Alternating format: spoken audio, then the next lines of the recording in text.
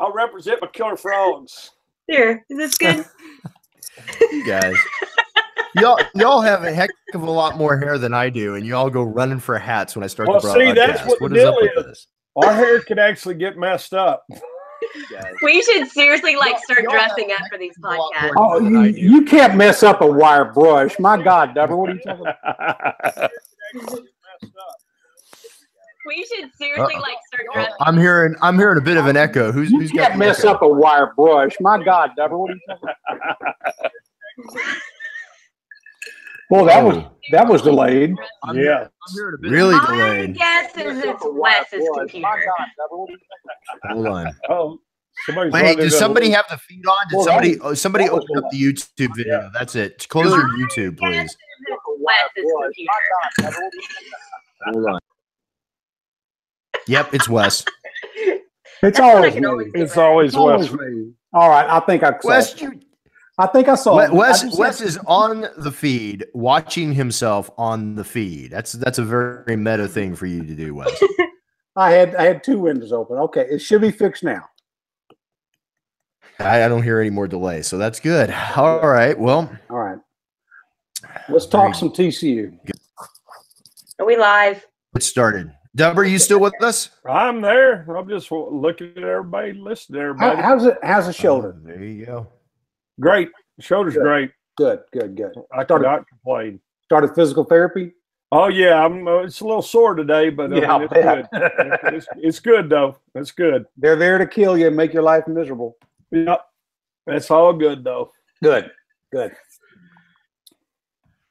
Excellent. Okay. Sean? You're doing well. Take us in, buddy. What? I'm sorry? Take us in. Okay, Wes. And I hit the button, so you're good. We're you in. don't have to remind me this time. Okay, good. We're in. We've already run off probably like half of our viewership, so we'll see. All right. Welcome to the KillerFrogs, the podcast all about TCU athletics from the fans' point of view. My name is Sean Fouché, and this is Season 4, Episode 27 for March 6, 2018. Actually, I have a quick announcement. I had an email last week from one of our viewers, and they were asking, what you keep saying Season 4, Episode 27, what does all that mean? What episode are you actually on? And we never really clarified why I say season and episode. In actuality, if we were to count all the episodes of the KillerFrogs Hour, and Wes, you remember we had a podcast back in 2013 that we did. Mm-hmm. This is actually episode 85. Is it really? Wow. This is actually episode 85. Yeah. As I went back and I after he emailed, I said, you know what? That's a really good question. So to answer that question in a little bit more detail, Season 4, this is, if you go back, we had 3 seasons of the Killer Frog Hour with the Great Lake Scotty Nix, and that started back in 2014. So we had Season 1, 2014, 15, 16, and then this is Season 4. Those first 3 seasons, we only did about anywhere between 14 or 16 episodes, depending on the bowl game.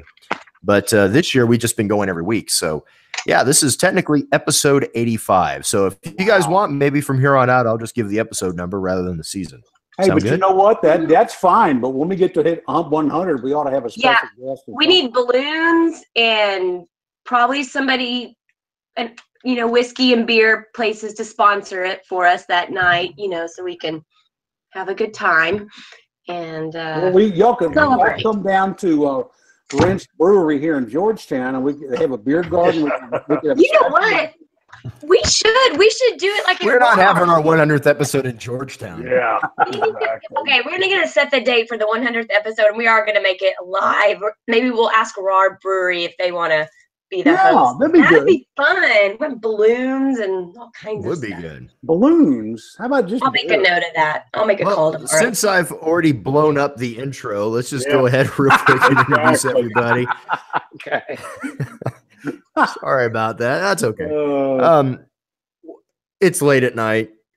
Wes, you have your fistful of bourbon tonight, or what? I do. I have a fistful of bourbon.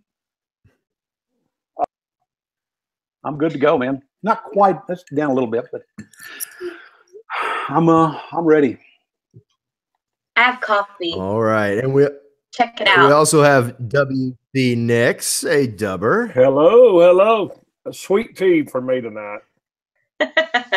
Well, finally got your smiling face back on the podcast. For weeks. Your video feed wasn't working. I don't have any idea what I did to get it back on either.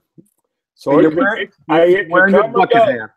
By the way, I'm wearing a hat tonight that says JD, and that is Jack Donnelly Clothing, and that's owned by Greg Donnelly. I don't know, Ryan, did you know him?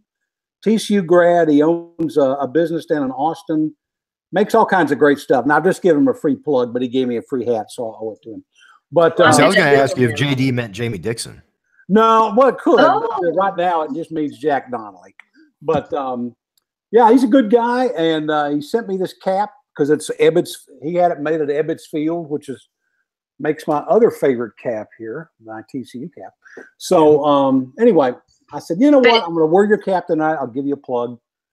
And, so it's not the Jack Donnelly, who's an English actor best known for his role in the BBC series Atlantis. No, it's the Jack. I don't know, Jack. Maybe he's his dad. That was oddly specific, Donnelly. Ryan. This is Jack Donnelly, actor.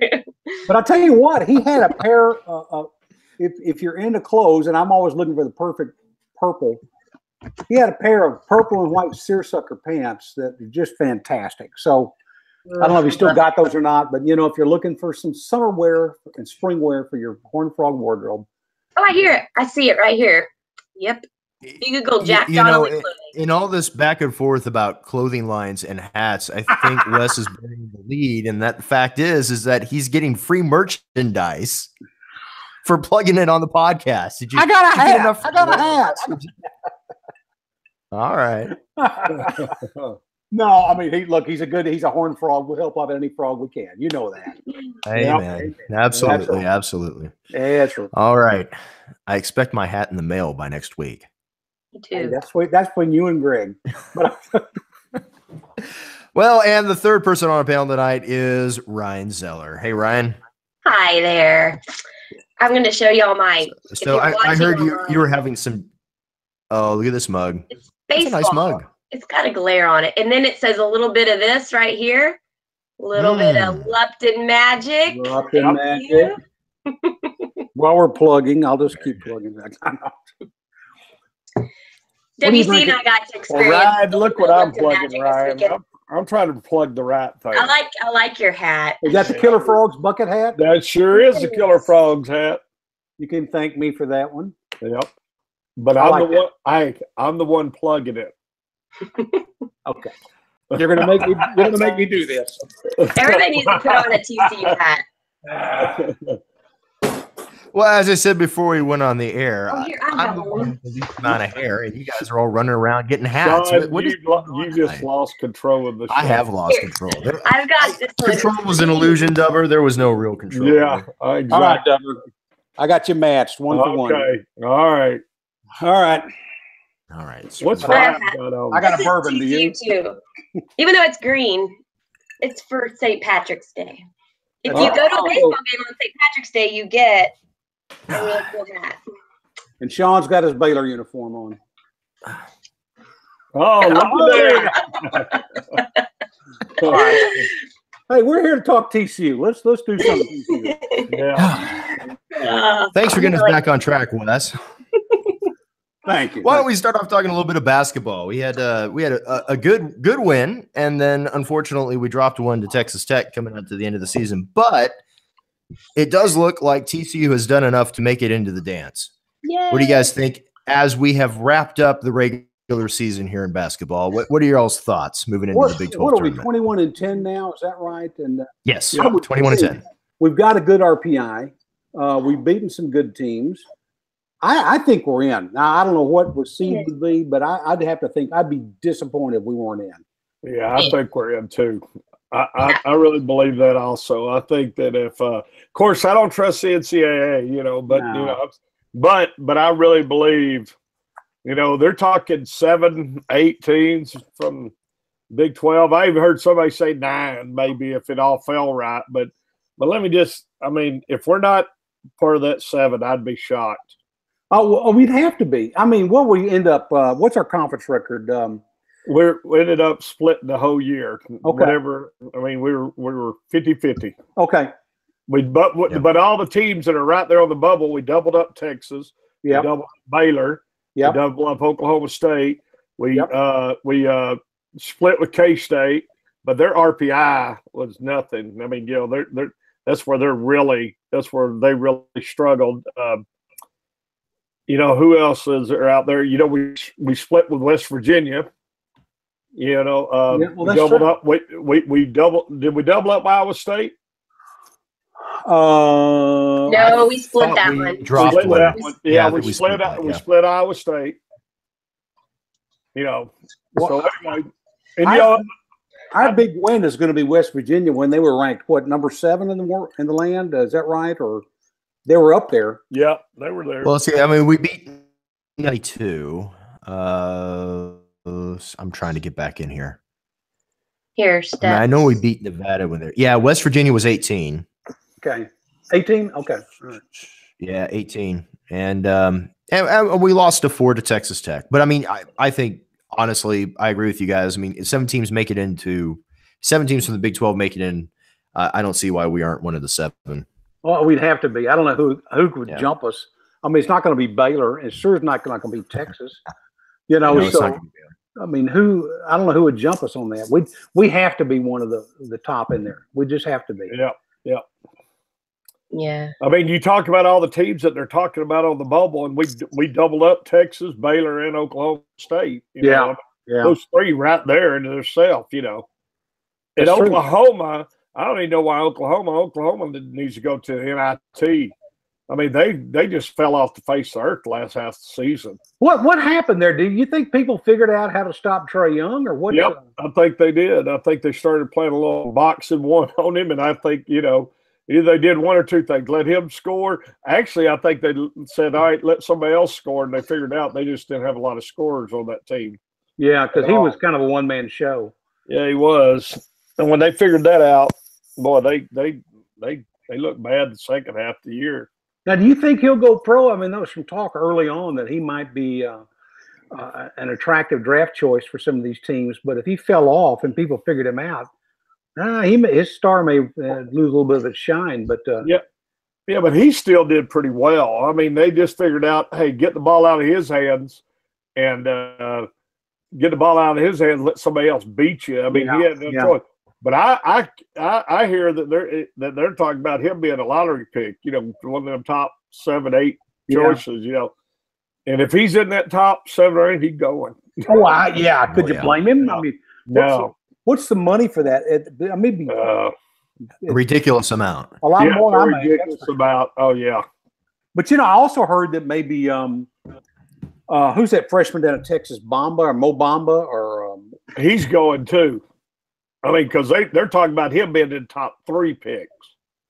They're talking about that dude. I was really surprised, but they're talking about him being top 3 or 4 picks in the whole draft. Now I'm wondering if some of that stink, because you remember the NCAA coming out a few weeks ago with some of the schools that they had been investigated, and the FBI had found to be a little shady. And I wonder, early on, before the season started, there was some talk about Texas and in the recruitment of Bamba, and his brother kind of turned them all in and said, no, there was some dirt there, and nothing like a good family airing your family laundry in front of the whole country and world. But 2 things. I'm wondering if Shaka Smart down there in Texas will survive if they don't go to the NCAA tournament, and B, will Bamba hang around and go on to the pros, and C, will Texas get any kind of penalty coming out of that? I don't know. There's a lot coming out of that whole deal. It's going to be interesting to see that whole. Going to be that is a big thing, and I mean it's going to be interesting to see how that all pans out. But I think he's going pro no matter what. Yeah, I mean he's kind of that guy. You talk about top 3 or 4 picks in the draft. Yeah, that's true. His money is going to be ridiculous. Do you think Del Conte gets to fire his first coach down there with Shaka Smart? I know it's kind of like he was there to turn the program around. How many years has he been there? 2 now?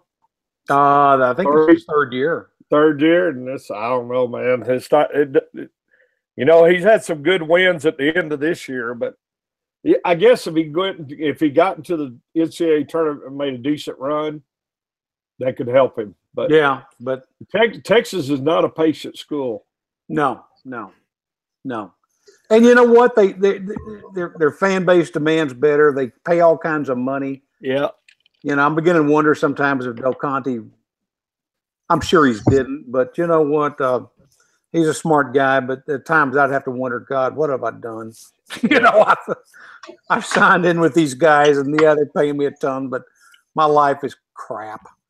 So I don't Between know. what's going on down in Austin and what's going on in Waco, I just need to take out stock in popcorn. This is delicious. I love this. Popcorn. Hey, y'all, real quick for women's basketball, I was just looking at their overall season statistics, and it's interesting because the girls finished overall 19-12. It would have been nice had we gotten that 20th win, but in the conference, 9-9, just like the guys. So it's interesting that it's almost the same result gets in the men's division, gets you into the NCAA tournament, but women's, we don't even know if they'll make the NIT tournament, do we? We'll find that out here in about a week, I guess. Well, we've won 20 games in the women's team. Is that right? 19. 19. We lost in the second round of the Big 12 tournament. We beat Oklahoma and then lost Baylor big time. It was like a 50-point loss or something. We're gonna at some point we're gonna have to beat these teams like Baylor and Baylor Baylor and the rest of the Big 12. I mean, it's just Baylor is but Baylor's the big dog. Baylor's the big dog. You gotta. But we didn't make the NIT tournament last year. Women did not, right? So maybe they will this year, and that would be a big jump for them. So fingers crossed on that. Well, I think I love Coach Peebly. I think she's great. She's done great things with the program, and I had no problem with Jeff Mitty, but she just brings. I've said this before. She's like a female Jim Wacker, and it's hard not to get excited about her and what she's doing to the program there. And Mitty just was kind of laid back and a nice guy and a decent coach, but I think she's head and shoulders above what he did, and I think she'll do great. She certainly recruited better, and brought in some good talent, and she's got to start getting some wins there and some good significant wins, signature type wins. Yeah, like when they beat UT, that was awesome. That was a great win. Yeah. Yeah. I mean, if you think about it, in this league, we've got 3 teams that have national championships: UT, Baylor, and of course Texas Tech. And we beat Tech 2 times this year, didn't we, in the women's team? Or do we beat them once, or do we beat them at all? I don't have the scoreboard in front of me, but I do. Let's see. Sorry, Wes, you broke up on me. Which team are you asking about? Tech. Tech. If we beat Tech? Did we beat Tech in the women's team? Yeah, we did. We beat them a couple weeks back, actually. Okay. So, I always look at it in Tech's program when Marcia Wright was head coach. They had a little bit of history to them. They did win a national championship. Texas did when Jody Conrad was the head coach. They won it. Baylor, of course, has won it with that. What's their coach's name? Anyway, it doesn't matter. But, you got 3 teams in this conference that have won national championships in the women's division. And I think when you start to fact, is it Tech's women's basketball the only championship Tech has ever won in any sport? I think you're right. I think we looked at that up one time, and I think that was I think that was probably 20 years ago or more. Yeah. Yeah, hey, we're not going to top that. Our national championship win was back in the 30s, and we're proud of that. Well, but she's got the talent in. She had a nationally ranked class a couple of years ago. She continues to show a talent or an ability to bring in good talent, and she'll start getting some signature wins. She needs to get them, but you knock off Baylor once or one of these other nationally ranked teams, and it's off to the races. I really think so. I know for a while Mitty was trying. They were scheduling Tennessee every year or a couple times in hopes of doing that, because he realized that you beat Tennessee, who was at the top of the totem pole back then. it's nothing but good for the program. And they tried. I actually went out to Tennessee to watch them play the Vols in Knoxville, and that was fun. We got the slobber knocked out of us, but you know what? That's we weren't afraid of them, and we didn't back off, and we played them tooth and nail for a couple of quarters. But they were a machine back then, and they wore us down and beat us. See, I just don't know. I mean, I don't know all the and I don't know. Well, to tell you the truth, besides the Big 12, I mean, I don't know all the different schools well enough to know, their RPI and the women's basketball and stuff. Because I was kind of surprised with their schedule and getting in the top 25, and then we went on a little bad run, but then we kind of picked it back up again. Yeah. And so I thought, hey, we got to be in the top, blah, blah, blah. And then all of a sudden I hear, well, they're not going to make, I mean, and of course, if you look at the brackets, they knocked off Oklahoma the other day, and, Oklahoma's on the last bubble in or out, whatever you call it. I mean, TCU's not even listed there. So I don't know. I don't get all the dynamics and, I mean, I understand it, but I just haven't seen it enough. Yeah, I've kind of lost track of women's basketball this year, but you know what? They just got to. I don't even know what their RPI is. I mean, did anybody know? Ryan, do you know? No. I mean, that's the whole deal. I mean, I know the girls' basketball team and what they've done, but compared to the rest of the country, I just have no idea. Yeah, I don't know. I know for a while the gold standard, of course, was Tennessee. Then Louisiana Tech, used to have a really top-notch program. I don't know if they do or not any longer. A&M's had a top-notch program for a while. In fact, I think they won the national championship at one point. Well, the gold standard is UConn. Then there's everybody. Yeah. And UConn, but for a while, UConn and Tennessee were neck and neck. And Yeah, just to give you guys an idea, our women's RPI right now is 69th in the nation. Okay. All right. Well, yeah, not bad. So they're close to being on that bubble. I mean, they should make the NIT this year. I would hope so. I would think with that record, they'd make the NIT. Make it, win it, then they're off to the races. Yep. You hope. That's what Dixon did last year. Why That's not? Right. That's right. And the program deserves. They need something like that, because I think Peebly's done a great job, just a fantastic job there. Yeah. And it's just hard not to like the lady. And I just think that was a great hire. Yeah, I'm not sure who else applied for that job, but I think Del Conte made the right choice when he hired her. Absolutely. Oh, I agree. 100%. It's just a difficult sport to recruit in to TCU right now, and she's made a lot of inroads, and she just needs more time. I mean, that's just the thing. She is the right person. She's in the right place. She just needs more time to make better inroads, because when you're recruiting against some of these other teams in this conference, it's difficult. Yeah, I think we're all surprised to see what Dixon's been able to do just in a short few years here. Reagan needs a couple more years as well. I agree with you. I think she makes the NIT this year. To see what type of run she could put on the NIT. Maybe they win it all. Who knows? But anything's possible. But not throw a cliche out there. But a rising tide lifts all ships. And absolutely. Dixon's got a rising tide going in basketball, and that's even though it's a men's basketball, it's got to help women's along the line as well. Because you start thinking TCU basketball, why not? And I think if I'm a recruit, I'd take a look at it. Well, they're both in the same spot as far as the new gym and everything like that. That kind of came on at the same time, and so saying that, as these girls start coming in and recruiting, I mean, because hey, that's a lot of it today. I mean, they come in and see the facilities, and that means a lot more than it did 2, 3, 4, 5 years ago, 6, 7 years ago. You walk in, we got I don't know if you've ever, I've taken the tour of everything, and sheesh.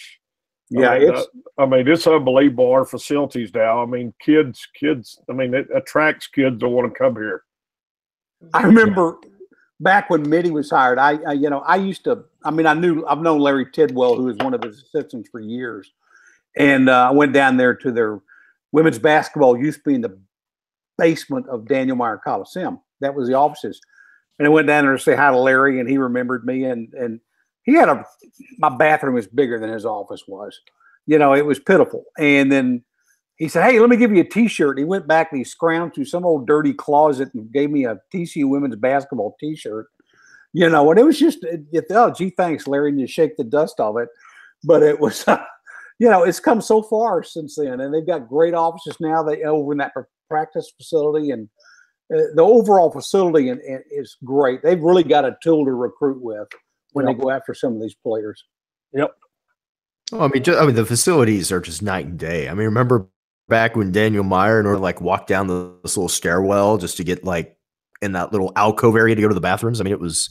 Oh my gosh, that was just insane. You know, it was awful. I remember Daniel Meyer when I was in college and I worked during the summers at one of the maintenance crews there, and my boss, I guess it's fair to call him an alcoholic, but he had bottles hidden all over campus, and he would always go over to Daniel Meyer and go down to one of the storage rooms back there under by the tunnel, and there was an old locker down there, and he had a key to it, and he opened it up and pulled out a bottle, took a swig, put it back, then come back a couple hours later and grab the bottle again, take his afternoon swig.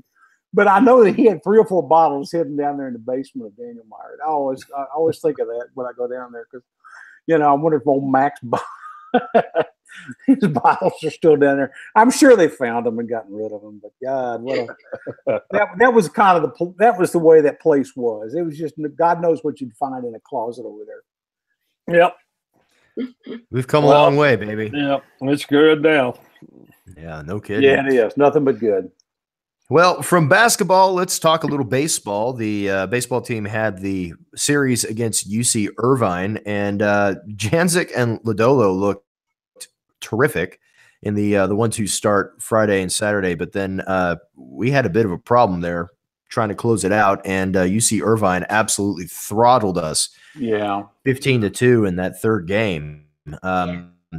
Bright side, hey, we won another series. We're doing well. We definitely have 2 aces on this team. If Lodolo continues to be consistent, that's going to be great. We just need a third starter. And Wes, you and I were talking about this a little bit. Yeah, that night while the game was going on. One just simply has not stepped up. And of course, yesterday Russell Smith started, and you know it wouldn't be a TCU baseball team if we didn't have a 6'9", 250-pound pitcher on the mound. Because we've had a big one the past 3 or 4 years. And Russell Smith had a terrific high school resume. I mean, he came from Midlothian. He was drafted in the 38th round of the 2017 draft by the Cubs. He was ranked as the number 455th player in the 2017 draft. Second team All-American as a senior.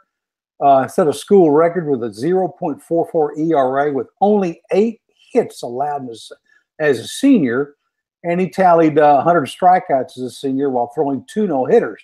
Now, on paper, that's terrific, but obviously he stepped up the level of competition he's pitching against, and I can understand why, looking at his resume, why he would be one you'd certainly look at. But, man, I tell you what, UC Irvine chewed him up, and he's had 2 starts now, and I think the other start was on Tuesday night, and this is his first weekend start, and he didn't seize a position like you would hope he would. I'm a little surprised that Sean Weimer, who was openly talked about as a third starter, didn't get a shot at it. I don't know if he's injured. Does anybody know if Weimer's hurt or why he didn't get the start over? I haven't heard anything. In fact, one of the things, I think Saturday, Wes, when you and I were talking about the series and Lodolo's start, they had it as to be announced. I mean, they didn't even announce the starting pitcher until Sunday. Yeah, that's kind of odd. Yeah, because normally your weekend rotation is pretty well set. I mean, you know who your Friday night guy is. You know your Saturday night guy, and the Sunday guy is. We've known it for the past 3 or 4 years. It's been set. This year we don't know, and you know, I'm glad to see. I want to see a guy like Smith get a chance because. Like I said, if he can live up to what his high school resume says he can do, then he's going to be awesome for us. But I'm a little surprised after all the talk about Sean Weimer and maybe even Halen Green that they didn't get a starting call. And maybe he's looking at down the road and putting them in a midweek starting position. I don't know, but this entire rotation is not quite set, is what I'm reading into this. Well, we went to the game on Sunday. I went this Friday and Sunday, and it wasn't all his fault. Let me tell you, you gotta, I mean, he didn't see some of the opportunities he had, but there's some definite, I look at first, it's solid. Luke and Baker, our outfield's pretty much, I believe. Shortstop set, it looks like our catcher's set, but he's still. I think he's dabbling with who's going to play third, who's going to play second. He's had different combinations out there of those two. Now I think I know who he's leaning toward more on second. Yeah, he's just third looks like it's wide open. I mean, and just from whatever there's some struggles there, but I also believe that that's what's happening with the pitching. I think we have a lot of young pitchers, and I think that, I think it's going to be like this 2-1 ratio for a little bit. I mean, it could be because of the simple fact that I think, and I love what he's doing. I mean, he's playing kids more than I've ever seen him play them around because he's trying to find out who his best 9 are in the field, I think. And I think he's trying to find out who his best, starters are. But you're right about that, Sean. When I open up, you get the little program, and it definitely had who the 2 probable starters are for the weekend. Yeah. And it only listed 2 for us. So, I mean, so I think I think it's probably healthy. But I think what he's done is he stuck that third spot and he stuck it out there and said, all right, go get it. Who's going to go get that spot? And I think he's going to allow. And you know what? That's what he should do right now. Absolutely. We've been spoiled for a while now. Yeah. Well, you mentioned third base. Sorry, go ahead. This is the first time in years that we haven't had a set third baseman coming into the season. Yeah. I mean, after Matt Carpenter, we've had a succession of good guys stepping in and seizing that position and holding their own. This year, it looks like it's between Connor Shepard, who's batting 0 points or .074, and Danny Cruz, who's batting .167. And I think both of them are capable. Shepard's had 3 errors, which is not very good. Connor's had 2. You can't have errors at that position on a regular basis. But more importantly, you got to have some deadgum hitting out of that position. Yeah. And right now, we're not getting it. Second base, Kobe Boulware, who's batting .214, not bad, but he's error-free. Well, yeah, and I love Kobe. He's just kind of in a hitting slump because he was the first batter, and then he got dropped down later. I think he switched places with Adam, but yeah, he was hitting awesomely, and he's still ranked. I mean, even with his last few games where he hasn't been starting off hitter, I mean, he's still third in runs scored and up there in the top 5 in most of them. So hopefully he'll come back. Because that kid, I love watching him play second base.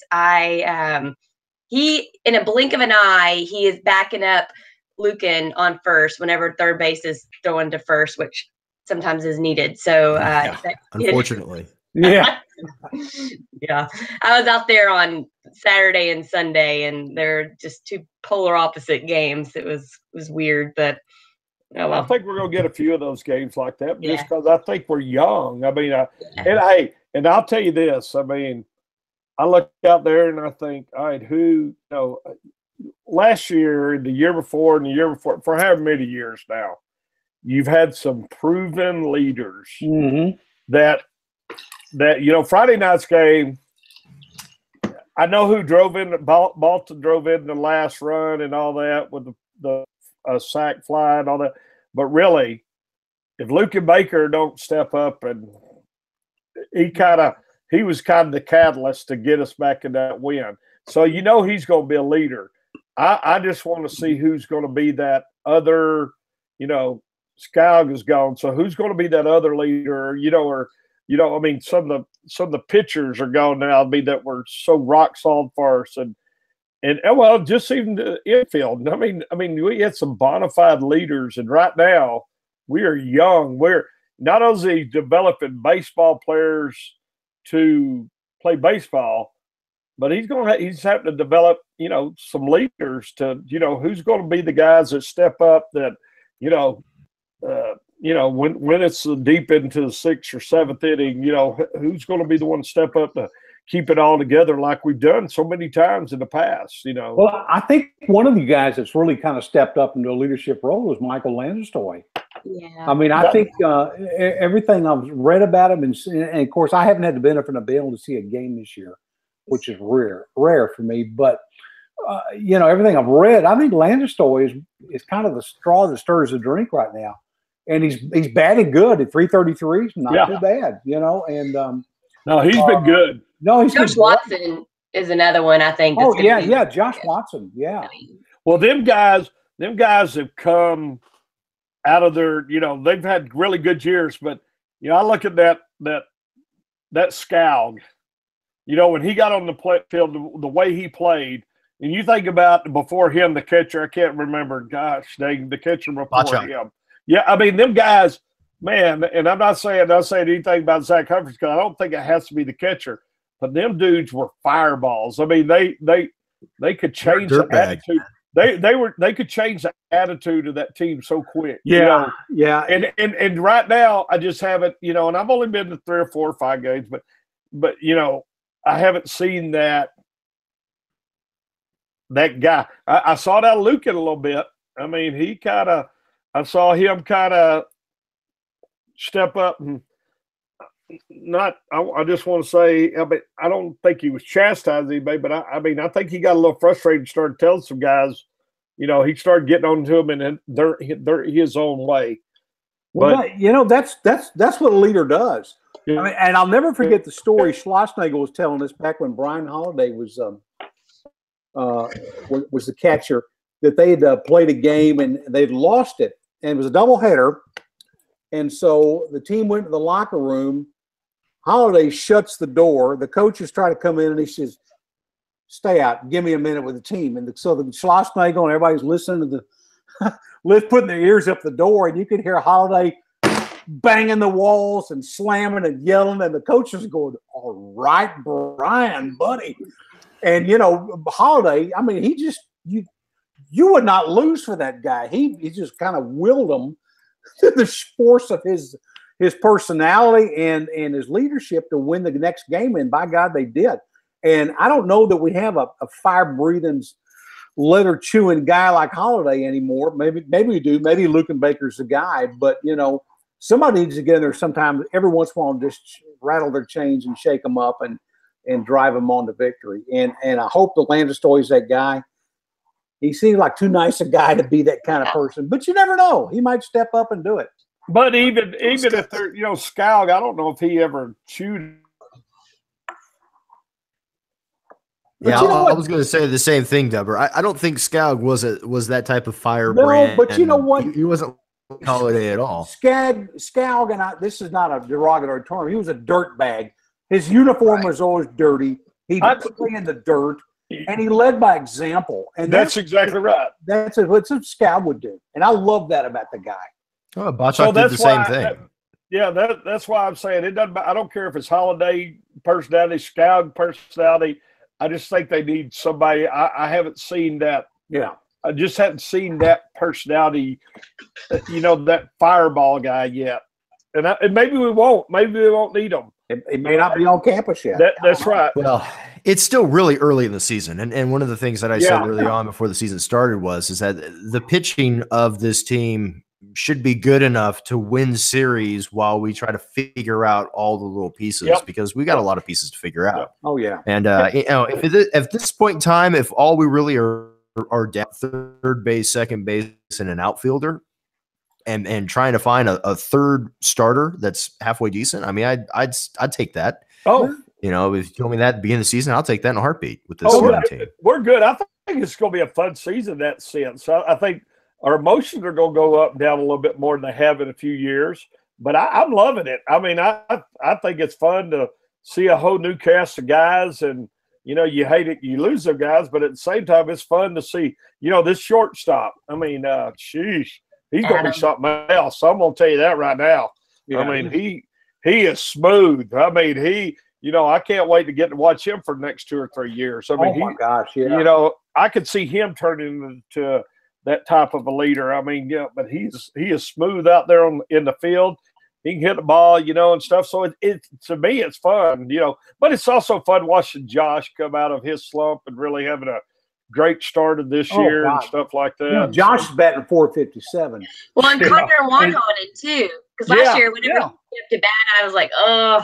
And now, man, he's hitting almost everything.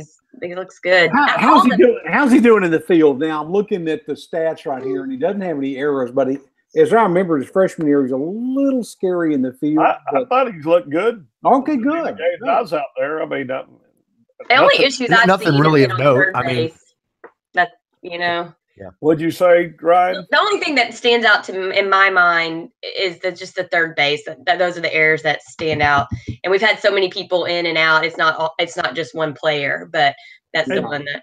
The pressure. I'm just telling you. Not only are you trying to, you're fighting for a job, but when you come to TCU, it's kind of funny. I mean, not funny, but the baseball expectations are extremely high. So, and on top of that, on top of trying to win a job and just the extreme pressure of, people, you just expect to win and you expect to play well and you expect to, but on the out of town games that that I really hadn't got to see and everything. I mean, I was reading and they all fielded pretty well then. It seemed like when they got home they kind of got nervous or whatever. Yeah, I don't know. Now, speaking of fielding, does anybody know what happened to Johnny Reiser? Because he started the season as our center fielder, and I guess he hasn't played the past couple of games. And AJ Balta has stepped in at center field. And actually, I think he's proven to be he was a transfer from Oregon. Yeah. And turning out to be a pretty good player for us. He looks like he's a pretty good clutch hitter. He's got some timely hits. And that might be the deal right there, Wes. I mean, because I mean, that guy's played well. I mean, he played well. I mean, he's batting just under 300, but he's got 4 doubles and 9 RBI. So that's not too bad. Slugging percentage of .405. So, he was a great addition. Yeah. Yeah, I saw Schlegel at the baseball radio show. He was commenting on him. You just don't get transfers like that very often because usually they get drafted, their junior year or whenever. And I think he's had some injuries, so that's what kept him out. And very lucky that he transferred to TCU because he's not very. Now he did sell one on Sunday. If he'd have thrown it down, it would have. When he's throwing home. Oh yeah, when he threw it home, he let loose, and next thing I know is the catcher just looked it up. It almost went in, and that's what I was saying is little things like that it really doesn't show up. Right. I mean, as an error, even though the throw was high, and but so the pitcher, even though he didn't give up, I mean. He gave up a run or two, and of course the runners advance and everything because you don't hit the cutoff and stuff like that, and so little things like that you don't see. They just put the big kid in some bad positions at one inning. Yeah. They just put him in, and I think he's probably tried just like everybody else. He knows what kind of staff he's on. And I think, I don't know. I mean, just watching Schlossnagel, Ryan was sitting there, but just kind of watching him come out and talk to him or the pitching coach, it seemed like they're just trying to tell him. To me, it's like, quit thinking so much. Just pitch. Just pitch. Quit. Yeah. You know what? Sometimes these guys overthink it a little bit. And coaches are, Dubber, that sometimes they overcoach a little bit too. So well, it's funny. I've never by the time Schlossnagle walks out to the pitching mound, there's very few words exchanged. Usually it's just, Yeah. Now, I will say he exchanged more words than I've seen him exchange this time. Really not to the pitchers, though. Yeah. It wasn't to the pitchers, but No. well, when I said that, it was really not Schloss. It was a pitching coach coming out and talking to him and, trying to calm down and but I think that's what's going to be fun about this season, really. Yeah, Jim's not shy about things, that's for sure. He, you can hear him barking when he leaves the dugout sometimes. Well, I do like seeing him get fired up. He did. There was that one call that he got all over the officials on, which rightly so, because that kind of opened up Pandora's box when it came to that one inning where they scored like 1,000 runs. But then WC, talk about what happened on Friday, because I didn't get to see that, and I wish we knew what the fan was saying. I love that Schlossnagle got onto a TCU fan for being a jerk, Did he really? No, that's great. I mean, I don't love it. That's what it looked like. I mean, so there was a group sitting down there, and all of a sudden, everybody heard him over there. We were just kind of surprised. Just told somebody they need to shut up. I mean, basically, he pointed out and said that, hey, it was a good game. I mean, we went it in the last inning. Their guy made a flub at the end of the game. They hit a deep ball, to right field, and he caught it. He caught it out in foul territory. Wow. He should have let it drop, but because he didn't, we tagged up and won the game. Yeah, that's what we wanted. So I don't know exactly what was said. But, it was a hard fought game. It was the Friday night game was a great game. I mean, we were down until the very end and, and stuff. And so anyway, I don't know what was said, but boy, he come unglued. I mean, he did. He come across pointing. And so anyway, we were all up there. We were trying to figure out what went on. But yeah, hey, I'm with him right there. You know what? Them kids, from, the other team, they're trying to play hard, and they look like they I don't think they instigated anything. I thought they were a pretty respectful team and this and that and stuff like that. UC Irvine's a good program, and they have a considerable College World Series resume as well. So they're not a dud team at all, and that's WC, did you get? One of the great things about going to these games is TCU marketing does such a great job on giving away free gifts. That's where I actually got this coffee mug last year. But WC, did you get one of those hats that had it was Texas Independence Day and it said "Come and take it"? Those are awesome. I didn't get one. No. If anybody has one out there, please, if you have an extra one. Was it just a Gonzalez flag on the hat? What? They're so cool. They're white. I believe they were white, right? With purple horned frog, and it said. I think the Killer Frog Emeritus needs one of those. Cool. Yeah. So says the guy who's out hawking for free stuff through the podcast. By the way, speaking of free stuff, no, Delbert, your brother and I, when we go to those games, they had to throw the T-shirts out, and they used to throw coupons for Chipotle and Pizza Hut. Your brother and I would knock each other out trying to fight for those damn T-shirts. And they throw one to us, and it's always a medium or a small, And then Scotty gets those T-shirts. I said, "It's a small. Give it to a kid." He goes, "No, I won the darn thing." WC won one. He won one on Sunday. He gave it to his wife. I caught one, but a large. That's fine. My large, small. It's all the same to me. Yeah, give it to none of that's gonna fit. Jennifer was happy. She got a T-shirt. They're actually good-looking T-shirts too. Yeah. Oh, good. So anyway, I think baseball's going to be fun this year, and I think they'll have it figured out by the end of the year. You can tell. You sit out there and watch them. You just see. See they're young, but I'm going to tell you what. You see they got talent. I mean, they got talent up down the board. Yeah. So our first Big 12 game is March 16th. So that's the weekend of St. Patty's. So everybody mark your calendar and get out there. They'll be giving away these fun green hats like they do every year. I'm sure that they'll be doing it again. And we play K-State, right? I think that's who we open up against. I got to get a green hat. Yeah. If somebody gets there before me, the Killer Frog Emeritus deserves a green hat. Well, hey, can we go back? Can we go back to reverse? You know, we started talking basketball, then we jumped back to baseball. But can we go back to basketball and talk about the Big 12 tournament? Well, I mean, like you said earlier, Dubber, I've lost complete control of this thing tonight. So I know. however you want to do it, reverse it. Yeah, I mean, we were talking about, you know, I just don't want. I want to make sure we talk about it a little bit, just because, you know, the tournament coming up. You know, even though I think we're in. I mean, even though we're in, don't we open with K-State? I think we do. Yeah, I would feel good. They're 4 seed, I think. Yeah. Yeah, something like that. So I'd like to win that first one. Just get one under our belt. Absolutely. Just to have one, you know, just to have one in our back pocket. But you know, hey, you never know. I mean, they could get on the run.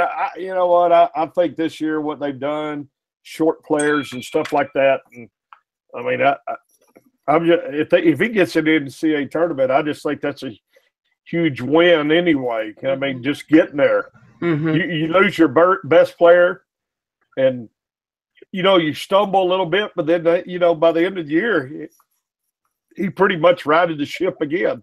And them guys play hard. They play hard. Yeah, we're going to be up there in Kansas City. The big issue that I had was in that Tech game is that whenever we tend to live and die by the 3, but we got to figure out a way that when those things are not dropping, we got to figure out something else. Because that absolutely killed us against Tech, and it killed us a couple games this year. I think, Sean, it's just going to have to be something that comes in the next year or two where we have a little more true post players. You know, I look at there's a couple kids in redshirted. One of them, that big kid, you know, I'm thinking, all right, he's a post. I mean, he can play underneath. I mean, Vlad, I mean, he's got great shots underneath, but he's kind of a floater. He can. He's just as comfortable shooting a 3, and he's not the most athletic big man, so you know that can stifle him at times. But we got things coming. I just don't know if it's going to change until next year. Yeah, I don't know. He's got a couple of, but you're right. He's got that big kid that 6'11" came from New Zealand, Angus McWilliams, or anyway, I know his name was Angus. And that 6'10" kid they was in here now that they've redshirted. So he's got some size coming in. And in fact, both of them I think are on campus now. They're just being redshirted. So there's some size on that bench. And Jalen Fisher will be back. And I'm not sure he's got on the he's got some recruits coming in on the wings that'll be pretty solid. So I'll tell you who I like is I like Baines, boy. Oh yeah, you talk about him. You know, he's the best 3-point shooter in the conference. But I like how he's kind of developed his game of going to the basket. You talk about that, Sean. I mean, he's probably the guy I like seeing get the ball. He does not mind attacking the basket.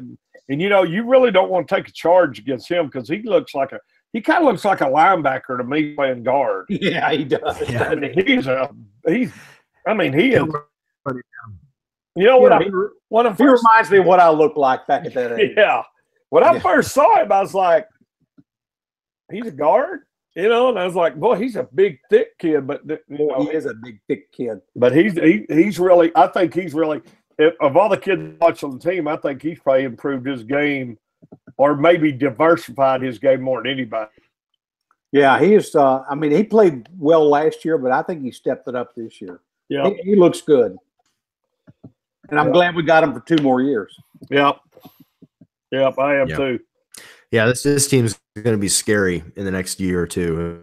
It's going to be amazing to watch. It's going to be a lot of fun. It's kind of like baseball. It's just a fun team to continue watching. Well, that's the funny thing. Just like basketball right now, their best players could all be sitting right over there, either redshirted / hurt. Yep. I mean, really and truly, that's what you. I mean, nothing against the players this year because I'm more proud of them. You know what they've done and how they've turned it around this 2 years. But you got to get excited knowing what they've done, and you're thinking, well, we got some heavy hitters sitting over there that's that going to be able to play in the next couple of years. And the good thing is they're sitting there learning. You know, it's one thing to have the talent and everything, but it's one thing, and it's another thing to at least to get to sit there and kind of learn from guys that really get after it. And our guys will get after it. They will. And there's no telling what he'll bring in the spring signing period too. Yep. I mean, he's got some good commitments, and gosh, he's got Caden Archie, Kendrick Davis, Russell Barlow, and those guys are all three. One's a 4-star, Caden Archie out of Midlothian, 6 foot foot there. Well, there's one of your small forwards or wing guys. Yep. 4-star. You got Kendrick Davis, a point guard, 3-star. Russell Barlow, 6'9". I hadn't even thought about him. Oh, and we haven't even talked about the kid out of the JUCO, the 6'10" kid who was rated the #1 center in JUCO. I'm gonna mess up this name. Uat Alak, 6'10", 210 pounds.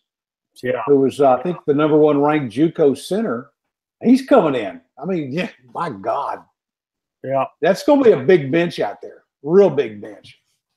Well, he likes to play, and that's what's funny. He likes to play. You know, hey, I hate to give eBay kudos in the conference besides us, and I really don't love this team, but you know that first time Tech played us, they were on fire, and they played 10 deep.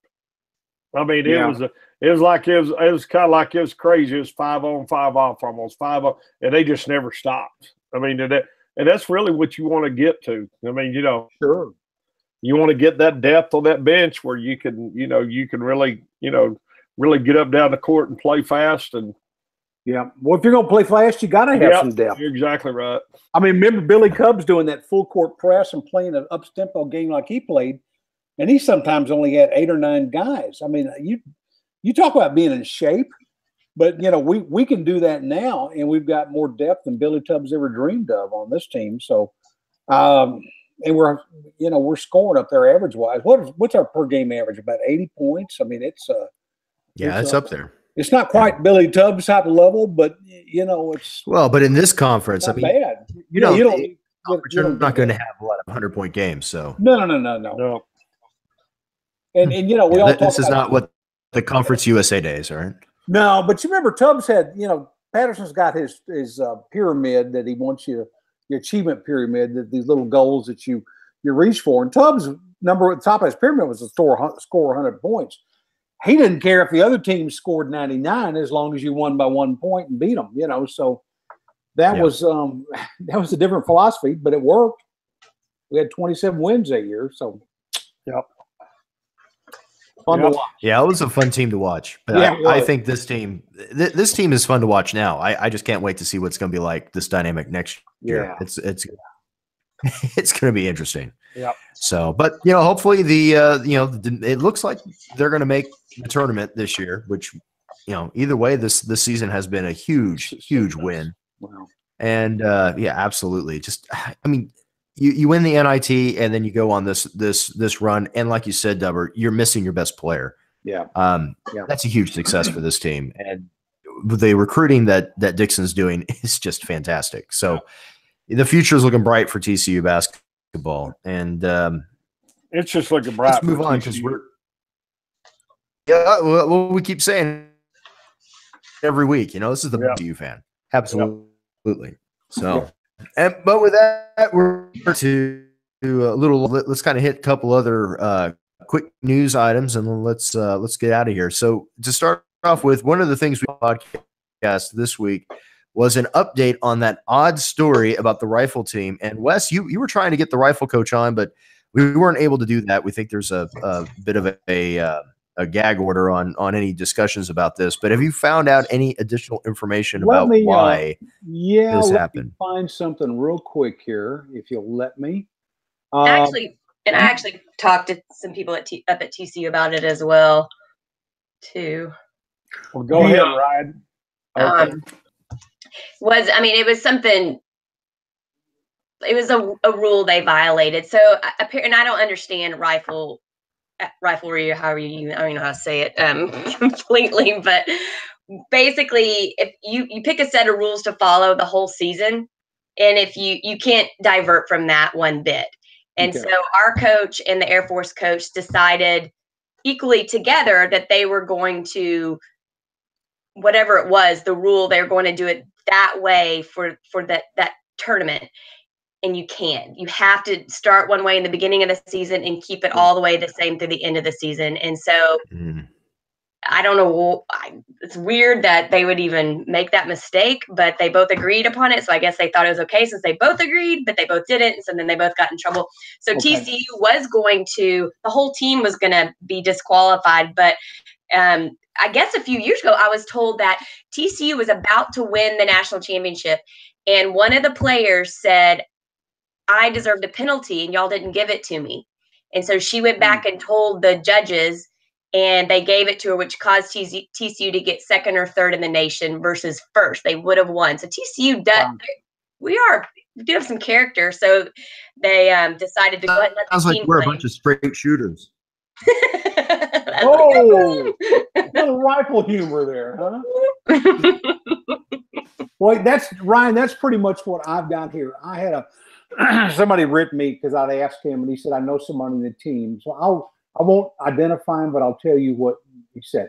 My friend on the team said that the rules changed slightly during qualifiers, which the match was where the rule was broken, and both teams didn't realize they were breaking the rule at the time. Apparently, it was just an honest mistake where the teams didn't follow a certain rule regarding the selection of shooters for the match. Initially, the NCAA was going to disqualify the TCU and the Air Force teams from competing in the championships, so both teams appealed. The NCAA reversed the decision and allowed the teams to compete, but just sanctioned the coaches. The coaches can't even go to the damn banquet. This is stupid. Anyway, I asked her what to do without the coaches, what they do without the coaches of the match. She said the rifle teams are pretty close with each other, and if they need help, one of the other coaches from the other team will help. We're currently the number one qualifying team, so let's hope we can bring home a title this year. So despite all this, we still look like we're ranked number one to come in there and take the title, and I certainly hope that happens. Yeah. But I feel bad for Coach Monez because, as some of these NCAA rules, as we all know, are ridiculous. And one slight alteration. I still just can't get over the fact. I can't get over the fact that the rifle team, the entire coaching staff is sanctioned, can't have any contact with the team, can't go to their banquet, can't go to any games, can't even be a spectator in any game because they made an honest mistake and a slight rule violation during a qualifier. And yet the NCAA can't get off of their own fat behinds to do anything to the Baylor coaching staff with what everything went down in Waco. Hammer the rifle team, let Baylor slide. It's just, I'm sorry. Don't get me started. I think that's the most worthless organization that God has ever put. Well, God had nothing to do with it, but it's ever been put together under God's universe. I don't even know why they exist. Okay, I'm not going to rant. It's a good question. No, that's a very good question. It is a good point, but that's a whole nother discussion for a whole nother night. You know what? We ought to have the president go another hour on come on here and explain himself.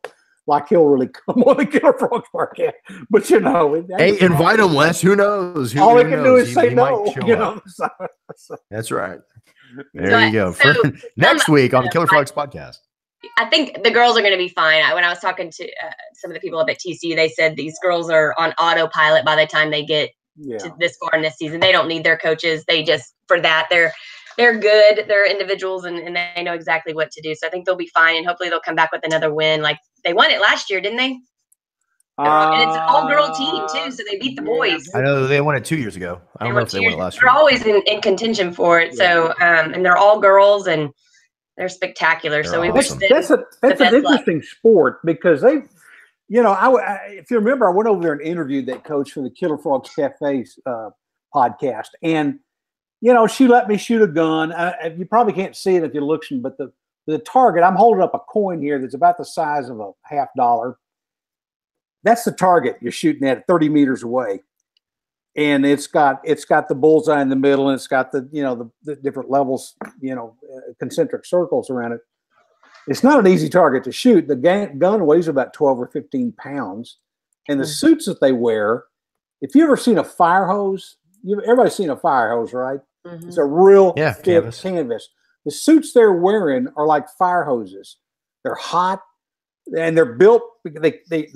they're articulated at the elbows and the shoulders slightly, but they're built really to keep you strapped in and locked in so you don't have a lot of movement. The shoes they wear are weird looking. They're completely flat soled, but the toes are flat. So if they're in a kneeling position, your foot's not going to rock back and forth if you're trying to shoot and throw off your shot. And they wear these glasses that have these little blinders on the side, so anything that you might catch peripherally doesn't interrupt your shot. It's weird. It's interesting. If you want to see one of the suits, if you walk into the Schollmeyer where they have all the uniforms, they've got one on display there. And I look at that and I just start sweating because that thing is thick and heavy. And she says, "Oh yeah, they're uncomfortable, but they have to wear them and they're hot." And it's just, I'd never last because the thing would be soaking wet by the time I had it on 30 minutes. But anyway, I envy those girls, but that's not an easy sport to do. You talk about focus. That sport requires some focus. Yeah, I agree. We're gonna wrap it up. Let's move on to football. Now wait, before we wrap it up, there is one more thing we do have to discuss, and that was Gary Patterson facing the media earlier this week concerning the Liston Bee lawsuit. Yep. So it wasn't a whole lot of news that lawsuit or that press conference, but just to point out a few things, Patterson said that he was hurt a little bit, obviously, with the allegations, and made mention that winning has never really been the main focus of football at TCU. It's really been about the program. It's been about the kids. Yeah. And he reiterated that. And it doesn't look like TCU is backing down. They are not settling. They're going to go push forward and they're going to fight this in court, which they should. They should. So absolutely. Kudos to them. If they settle, this could be a say, whole can of worms that opened up that college football doesn't want to open. Mm-hmm. If this goes the other way. But you know what? I mean, we heard David Hawthorne. We've heard Shannon Brasley or other players come in and talk about it. Yeah. Blaze Foltz. Blaze Foltz. And I'll often tell a common thing. If Patterson is there to help promote you and move you forward in your career, and as Shannon said, and I love this comment, if he's not in your face, then something's wrong. Because he doesn't see anything in you. And every one of these players had Patterson in his face. And so he saw something in him and trying to push them to take charge of their life and their position and move forward to the next level on it. And I just know, because I know one of the team doctors pretty well, he's done 3 surgeries on me. They don't put those guys out there when they're hurt. Nobody does that. So for this whole implication by Listenby and these other group, pardon my language, bullshit. I don't buy it. Well, I want to make 2 comments. First of all, with Listenby, he was my favorite player until he decided to pull these shenanigans. So now he's not my favorite. He's dead to me pretty much. But his track record up to now has not been all that great. He's very well known for not doing what he needs to do outside of practice to get back on the field. But to back that up, Patterson's track record up to this day does back up the case that, or actually doesn't back up Colby's case. He backs up his own case in that everything he does doesn't support what Colby's saying. I mean, how many times at the end of the game are we all pulling our hair out because Patterson won't score that final touchdown that we're just right there about to score so that we beat the spread? I mean, he never, and then we're like, just put the kid in. He's not hurt that bad. I mean, always, constantly, every year. I mean, he doesn't do that. Or remember the technically blew a gasket when TJ broke through the line and actually scored a touchdown, and that ridiculous right after fire. And I mean, that's just the type of guy he is. And if you believe that guy is the guy who's sitting there trying to put players' health in front of, teams, or he's putting the players' health, you're insane. That's just does not fit the MO of Gary Patterson. And I keep going back to what David Hawthorne said a couple of weeks ago when he encountered Colby Listenby in the Buffalo Bills locker room, when Listenby came in and was dancing around after practice, and Hawthorne confronted him and said, "You know what? You haven't earned the right to dance around in this locker room because you haven't performed out there in the field and done anything."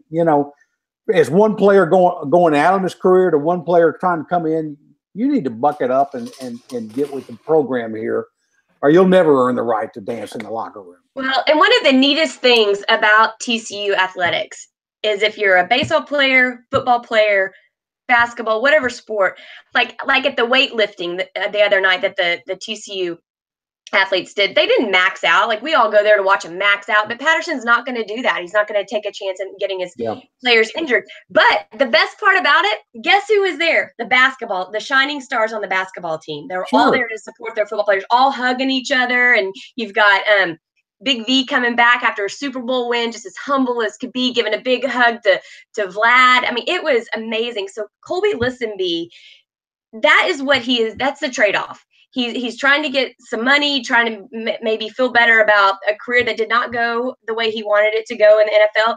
And he's trading off a family in decades of being able to go back to a school as a legend, a living legend, and have people love him. And he's not going to be welcome anymore at TCU. We're not going to want him around. I don't understand what he's thinking. Yeah. Really. No Hall of Fame for him. No. Well, someone should have taken him aside and should have said 2 words started this. Casey Printers. Mm-hmm. Oh yeah, good. Yeah. Mm-hmm. So, Well, it's a sad deal all the way around. I mean, since the day and time, I agree with that. I mean, the statement of, if a coach is not in your face or not on you, then you're in trouble anyway. I've always said that. But I always say this too, coaches have to motivate players different ways. Way back in my time, there's guys that, there were locker room guys, and there was training room guys, and there was guys that you had to keep out because they didn't want to ever miss practice. The different levels of different guys that needed different types of motivation. And so you could construe, and I wasn't there. I wasn't in the locker room and this that, but you could construe. You could change it a little bit, or change it in your mind a little bit as, hey, he's trying to get me out. He's saying he's trying to get me out there when I wasn't healthy. When it might be a deal like you're talking about, when if Patterson's walking through the locker room and Listenby's over there dancing or whatever, and I'm not saying he is or isn't because I wasn't there, but if he looks like he's healthy and he's playing like he's healthy and he's goofing around like he's healthy, then there's a chance he might say something that says, hey, you gonna get back out on the field anytime soon? And it might be his way of just saying, if you're not healthy, don't act like you're healthy. I mean, don't go do the things that are right to get you healthy, and don't take the attitude that you're not sitting around because hey, it's just like everything. Even worse than Patterson, I'd say is you hear it from the players, because those players are the ones that sit there and watch the guys that don't practice, and they just sit around and they do or don't or whatever. When you're out there practicing, every day, and you got this guy that does it or does and that, and like I said, I wasn't there. I've never been in. I haven't been in Patterson's locker room. I personally, I know the kind of guy Patterson is. I think I'd love to play for him. I mean, I don't have a. In fact, I'd have a problem. I wouldn't know how to play for a coach that didn't get up in your face. I would not know how to. I mean, it would bother me. It would really almost bother me. And so I mean, but this is what is scary about sports today. I think in general is that mentality is seeped in that. Now that when something doesn't go totally their way, well, it's always been like that a little bit. People point fingers and this and that, blah, blah, blah. But now what's scary is people get a hold of it and they run with it and try to turn it into a big, well, here it is, a lawsuit, lawsuit type deal. Yeah, and it's a domino effect. You put it on social media and it's like wildfire, it just spreads. It's ridiculous. That's exactly right. You'd have to think if a guy like David Hawthorne exists in the Buffalo Bills locker room, surely one of our leaders and seniors on the TCU team spotted the same types of behaviors, because you don't, if you're act like in the pros, you're probably acting like it in college. And I would hope that especially when he's 2 years removed from yeah, TCU at this exactly. point. I mean, and I would hope one of our if guys he has would step up and say the same thing to him. Yeah, I mean, as a second-year guy in the NFL, if you're screwing around like that in the locker room, really seeing the field, the guy who hasn't really contributed, a guy who really hasn't done anything, hasn't earned his skins, hasn't earned the right to actually screw around like that in the locker room. You know darn well in the TCU locker room, he was doing that and more. Sure.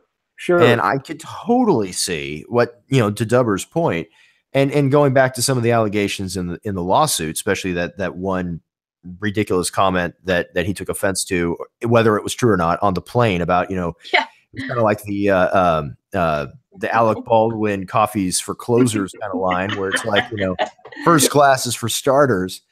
I could totally see Patterson saying, paraphrasing something like that. If Kobe Liston is out and around, screwing around, jumping around like a fool and dancing when he's supposed to be hurt and trying to rehab. And I could totally see him coming out and saying something like that. And there's nothing wrong with it. That's what was crazy. I was like, the stuff I'm hearing, I've not heard one thing wrong yet. I mean, unless you're just not cut out for football. Well, he just said like that to motivate them.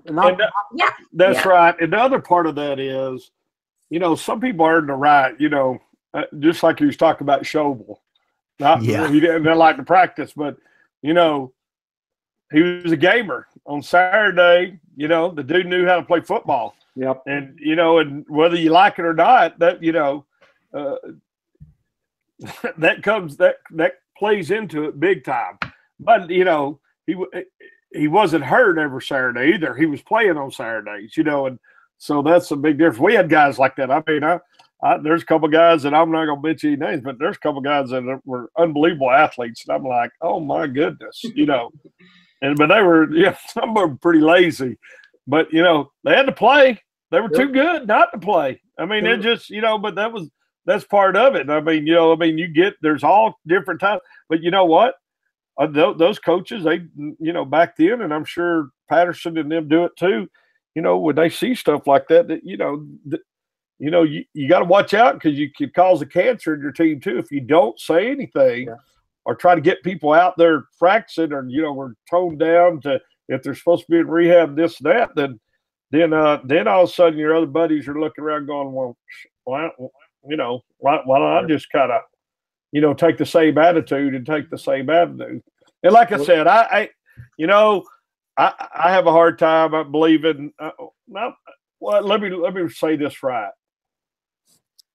I can see how they could construe it to sound like that now and say exactly what maybe Patterson did say, but I think it's taken totally. I can see how it's taken totally out of the wrong context. Mm-hmm. Hey, I'm gonna tell you. I mean, I worked hard. Sunday, I hated running. Golly, I hated running. They knew they were going to have to motivate me to run on Sunday. After a game on Saturday, I was beat up. On Sunday, they're going to have to motivate me one way or another. I mean, but I'm just saying, I know what coaches said to me, and I know what coaches said to some of my buddies, and I was like, I could say today I could make the comment and say, hey, this coach said this right here about me, blah, blah, blah, blah. And I could make it sound perfectly like, oh man, I could construe it to make it sound a lot of different, have a lot of different meaning against now is what I'm trying to say. Yeah. And I think that's probably what's happened. Yeah. Oversensitivity. Yeah. I mean, it sounded like he had all the help and motivation, but you can lead a horse to water, but you can't make him drink. And I think Listenby had everybody out there to motivate him and try and lead him. But if he just won't listen, then what are you going to do? He won't listen, but he'll never prosper. Yeah. Well, certainly not after this. No, well, you just gotta take some responsibility for your own stuff at times. And do you think a pro team? What do you think the pro teams are doing? I guess he's on the Indianapolis roster or injured reserve or something. But he's on the practice squad. Yeah. But do you think they're impressed with all this? I don't think so. He'll be coming after them next. I hope Coach out there putting his resume out trying to get a job like the rest of us. So Yeah, if I was the Buffalo Bills, I'd be sending some legal counsel down to TCU to kind of get some inside track as far as what's going to go on, because I know if he strikes out here, he's going to go right up to Buffalo and try the same scheme. Yeah. Because it's ridiculous. Look in the mirror. Well, but in any event, not theirs. Anyway, go. Yeah. Well, you know what? It's just Yeah. I hate, millennials. All the millennials that I've met, not all, but I mean the vast majority of millennials I've met don't necessarily, deserve kind of all the derision that millennials get these days. But at the same time, it's things like this that cause a lot of people to look at them and go, "Oh, snowflake, they're soft, they can't take criticism," things like that. And it's unfortunate, but the more of these kind of things that come out, it's the pros have got to take note, because if this continues, not only is it going to hurt the NCAA, but it's certainly going to hurt the NFL, and that's where it's so profit driven. Who knows what's going to happen in the future? But and as more and more of this happens, I mean, the thing is that because of social media, and nothing's changed. People still coach the same way. Everything's basically the same. It's just driven on social media. And the problem is that the more it catches on, and you have the Me Too movement and all this, it changes our culture. It sets a precedent, and it changes the future, the whole makeup of sports or whatever we're talking about. And that's very dangerous, extremely dangerous. So I just wish that, I don't know what you do about it. I don't know what you do with social media, but it is absolutely changing our world. Well, the bad thing about social media is people, they hide behind the camera and they just say anything they want to. Yeah. They make accusations. Hey, even on the side of the Lisby deal, I mean, is he wrong? Yeah, I think he's probably off his rocker. He got some really bad advice and this and that. But you know what? I hope the kid wakes up, and I hope he, make amends, and, eventually this goes away and he sees it's wrong. And, because you're right, Ryan. I mean, hey, I love TCU. I love coming back over here, and I love seeing the guys I played with. And, me and my wife moved back to Fort Worth because we love TCU. I mean, we love Fort Worth, and took us 30 years to get back around here, but we did. And, but a big reason is just, get the camaraderie and get to see my buddies, and not even just my buddies that I played with. You start, you meet them guys up and down the line, and you start getting to be friends with them, and then then. And like I said, then it evolves. I mean, it's evolved for me, with of course, Scott did a lot for, that evolvement and, evolving of it. But, I just hate to see it, because he's throwing a big part of his life away right now. And you don't realize it until you get a little older. Yeah. I'm getting to that realizing it stage. I know.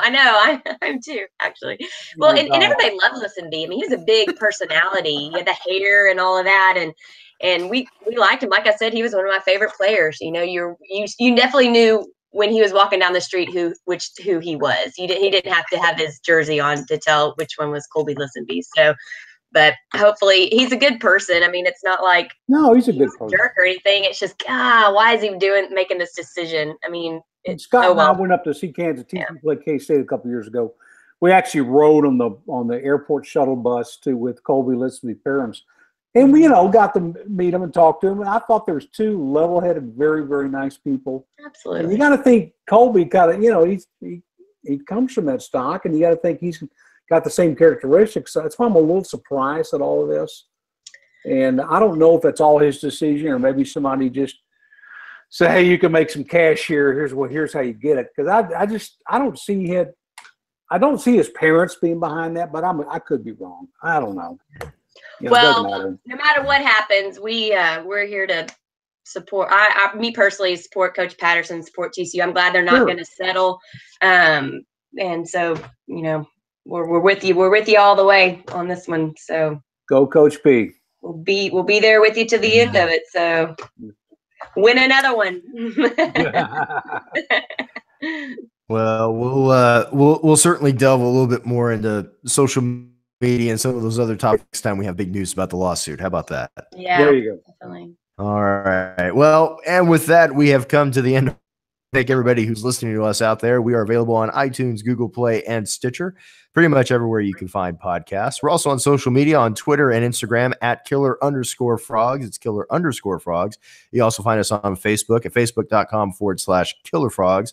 And of course, you can sign up for a free account online at killerfrogs.com and discuss TCU athletics with the rest of us knuckleheads. And with that, we've come to the end of the podcast, and it's a time where we all get to say, hey, go Frogs. Go Frogs. Go Frogs. All right. All right. Hey, it was a fun show. That was, I enjoyed that. That was wandering, but it was quite fun. Well, you know, that's okay. That's okay. Let it wander. No, Yeah. it was great. It was great. No, We should have announced who was on next week for our special guest. We'll start doing that. Well, it says we're still live. We're still on. Everybody, wait. Oh, yeah, we're still live. The Huffmans are coming in. Special Are we guest. getting both? I thought it was just Royce. Junior. I think just Royce, but Or juniors. I don't think senior's coming on. Okay. Oh, good. Where's junior? Cool. Yeah. should we Royce try to Huffman's get coming an on next attorney? I mean, I know a couple that are TCU grads, and the guy I'd really like to get would be Steel Frog because he's a prosecutor. But I'd like to get a couple guys who played with List and Beyond.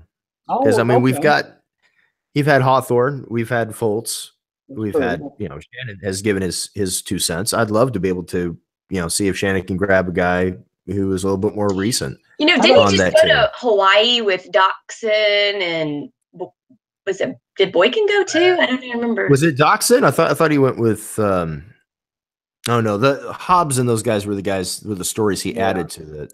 Maybe he did go to with Doxson. Who'd be good is get if Boykin would come on, because man, they gave him all the help in the world. That kid. Yeah. How about Jaden Overcrone? He played the same time. Yeah. He may not want to get into it because he's got a business to run. Yeah, I know. Jaden's not really that kind of guy to be talking about that kind of stuff. I would like to get him on just to talk about his school, though. He's doing a good job. You know what? We could see. I don't know if Trevon Boykin. Well, we'll talk about guests a little bit. I'll stop the broadcast so we can continue discussing this off air. Night, everybody. Yeah. Good night. Good night. Okay, we off? No, not yet. Hold on. I got